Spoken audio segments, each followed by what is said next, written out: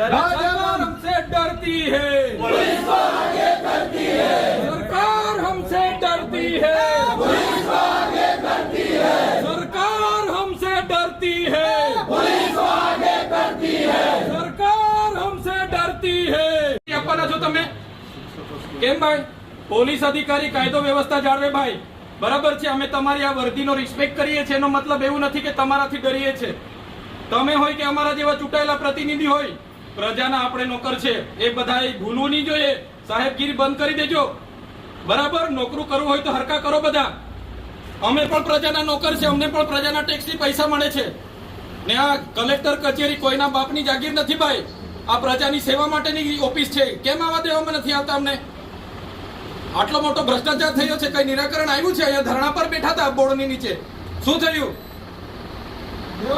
આટલી બધી નુકસાની થઈ છે ખેડૂતોની, કોણ સર્વે કરવા આવ્યું છે? કોઈ આવ્યું છે સર્વે કરવા?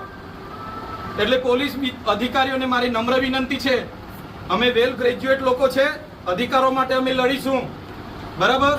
અમે આ સીન સપાટાને લાકડી લાઠીચાર્જ ભાઠીચાર્જથી ડરવા વાળા લોકો નથી. અને તમે એ કરવા માંગતા હોય તો પણ અમે તૈયાર છે, ચાલો લડી લઈએ. જ્યાં સુધી અમે સંવાદમાં માનીએ છીએ તો સંવાદમાં રહો.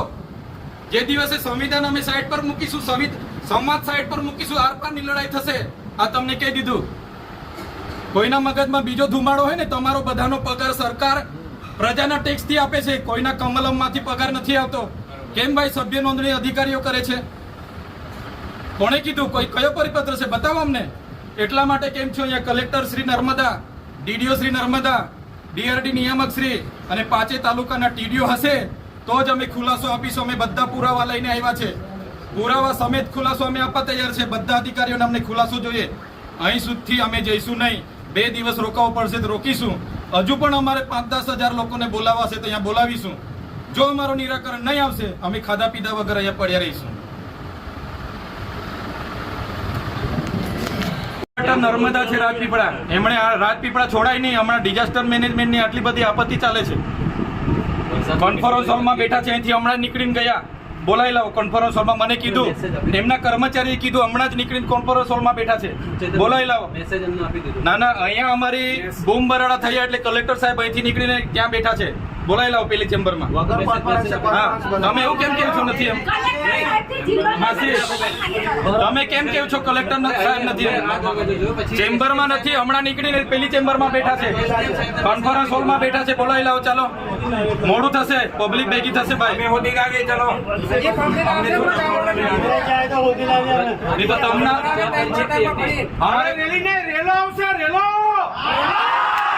અમારે મળવું હોય તો અમે જઈને મળી આવે. ચાલો બધા આપણે જઈને મળી આવે. ચાલો હા, પૂછી લો, ત્યાં જઈને મળી આવે. કલેક્ટર સાહેબ ને ત્યાં જઈને મળી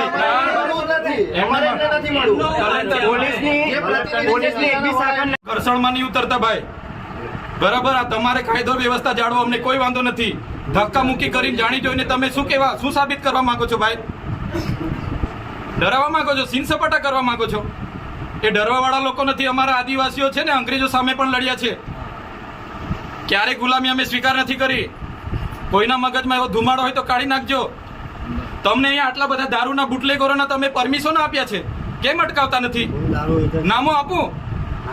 કાળીઓ, ભૂરીઓ, લાલીઓ, ભોલીઓ આપું કે નામો?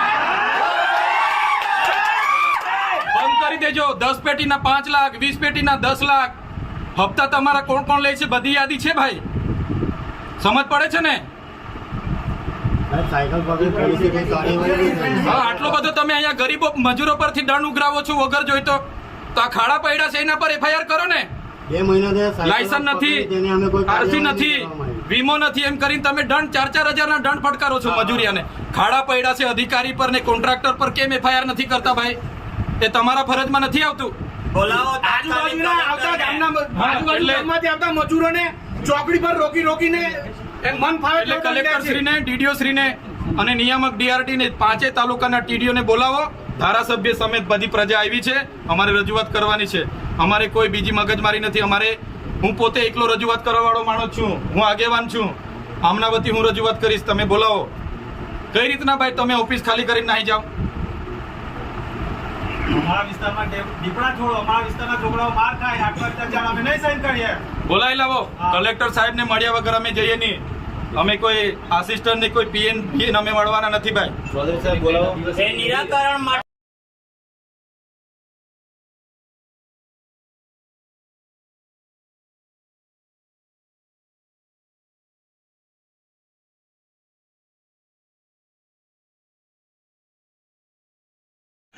છોટાઉદેપુર સહિત રાજ્ય, દેશ અને દુનિયાના સમાચાર જોવા માટે સબસ્ક્રાઇબ કરો તીર સમાચાર અને બેલ આઇકોન જરૂર દબાવો.